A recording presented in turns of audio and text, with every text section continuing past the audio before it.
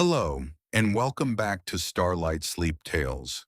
Tonight we begin with a child who, by every reasonable expectation, was never supposed to arrive at all. For 23 years, the King and Queen of France had failed to produce an heir. The court whispered about it, foreign ambassadors wrote home about it, and then, against all the odds, a boy was born. A relieved nation decided almost instantly that he had to be a gift from heaven. They even named him after the idea. His real life, as it turned out, would be longer, stranger, and far more demanding than any miracle story. But it started with a country simply exhaling in relief.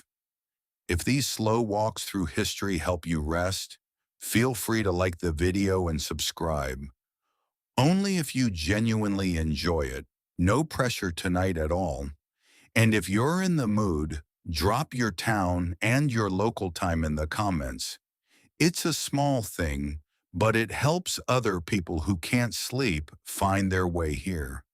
And honestly, there's something comforting about knowing strangers in other cities are settling in for the very same story tonight. So get comfortable. Let the room go soft and dim, and let yourself drift slowly into the long life of Louis XIV, the man they would one day call the Sun King. He was born on the 5th of September, 1638, at the royal chateau of Saint-Germain-en-Laye, just west of Paris. The country he was born into was tense, ambitious, and exhausted all at once.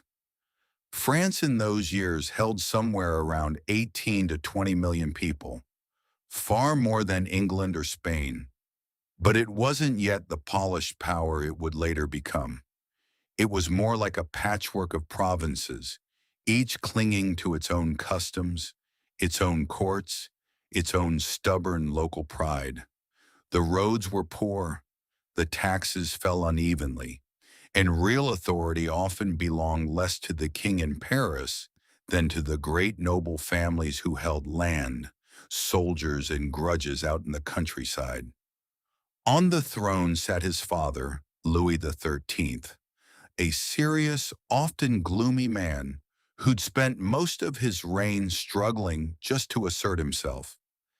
Because the true engine of government wasn't the king, it was his chief minister, Cardinal Richelieu. Thin, sharp, tireless, a churchman who thought like a general. Richelieu had one great obsession: the power of the French crown. He spent years pulling authority away from the nobles, crushing rebellions, and dragging France into that long, brutal European struggle we now call the 30 Years' War, fighting mainly against the Habsburg rulers of Spain and Austria. It was a grinding conflict. It ate money and men without mercy.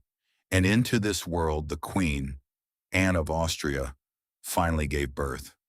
She was, by birth, a Spanish princess, daughter of the King of Spain, which made her marriage to a French king a genuinely delicate thing at a time when France and Spain were enemies.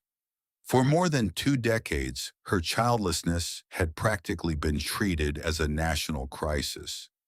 An heir meant stability.